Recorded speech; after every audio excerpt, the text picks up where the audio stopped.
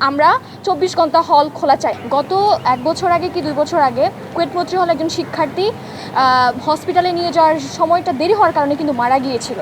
তো আপনি দেখেন হলে কিন্তু আমরা থাকি এবং হল থেকে বের হওয়ার জন্য আমাদের যে বিষয়গুলো করা লাগে সেটা হচ্ছে ফ্লোর ম্যামকে আগে একটা অ্যাপ্লিকেশন করতে হবে এবং ফ্লোর ম্যাম যদি পারমিশন দেয় তাহলে আমরা হল থেকে বেরোতে পারবো। কিন্তু দেখেন একজন শিক্ষার্থী তার গলায় যদি কিছু আটকে যায়, সে যদি ইমিডিয়েটলি অসুস্থ হয়ে পড়ে, সেটা স্ট্রোক করে। সব হলগুলো কিন্তু ডিএমসি থেকে খুবই কাছে, কিন্তু তারপরে যে মৈত্রী হলের যে মেয়েটা মারা গেছে সেটার দায়বদ্ধতা কিন্তু আমাদেরকে মানে ভাবতে ইয়া করে, মানে ভাবায় যে আসলে এত তাড়াতাড়ি দেশের সবচেয়ে স্পেশালাইজড হসপিটালগুলো থাকার পরেও ঢাকা বিশ্ববিদ্যালয়ের শিক্ষার্থী কীভাবে মারা যাচ্ছে।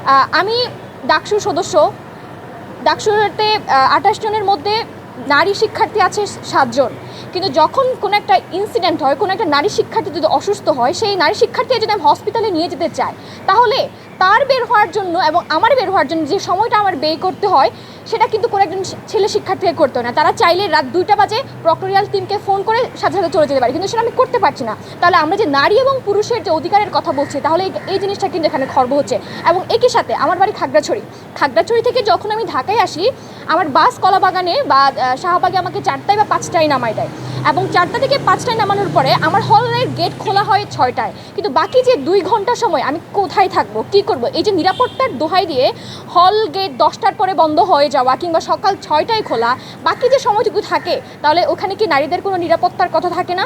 আমরা এসব কারণে আমরা ২৪ ঘন্টা হল খোলা চাই। এবং এখানে একটা প্রশ্ন আসতে পারে যে এবং বাংলাদেশে এই যে একটা ন্যারেটিভ এস্টাবলিশ হয়ে গিয়েছে যে ২৪ ঘন্টা হল খোলা বা বন্ধ রাখার ব্যাপারে, আপনারা দেখেন জাহাঙ্গীরনগর বিশ্ববিদ্যালয়ের কথা, আপনারা দেখেন চট্টগ্রাম বিশ্ববিদ্যালয়ের কথা, এখানে কিন্তু ২৪ ঘন্টা নারীদের হল খোলা থাকে এবং এখানে কোনো ধরনের ইনসিডেন্ট হয় না।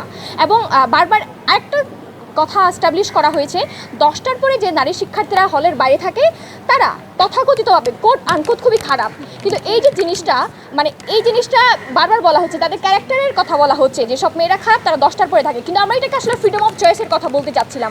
দেখুন, যার প্রয়োজন সে 10টার পরে বাইরে থাকবে এবং যার প্রয়োজন নেই সে 10টার পরে বাইরে থাকবে। খুবই সিম্পল ব্যাপার। অনেক শিক্ষার্থী আছে যাদের বাপ মা খরচ দিতে পারে না, অনেক প্রত্যন্ত অঞ্চল থেকে এখানে পড়াশোনা করতে আসে, তাদের কিন্তু নিজেদের টাকা পয়সা নিজেদেরকে জোগাড় করতে হয়। ঢাকা বিশ্ববিদ্যালয় থেকে অনেক দূরে মিরপুরে কিংবা মোহাম্মদপুরে কিংবা লালবাগ কেল্লার অনেক ভিতরের জায়গায় টিউশনই করতে যায়, তার কিন্তু 10টার পরে কিন্তু হলে প্রবেশ করতে হয়, তাকে কিন্তু এই জিনিসটা দেখতে হবে। তাহলে এই যে একটা ন্যারেটিভ এস্টাবলিশ করা হচ্ছে যে 10টার পরে যে মেয়েটা বাইরে থাকে এবং 10টার পরে যে মেয়েরা হলে বাইরে থাকে, এখানে যে ক্যারেক্টারটা চরিত্র হনন করার চেষ্টা করা হচ্ছে, এগুলো কিন্তু আমরা দেখতে পেয়েছি একটা গ্রুপ অফ পিপলরা করে।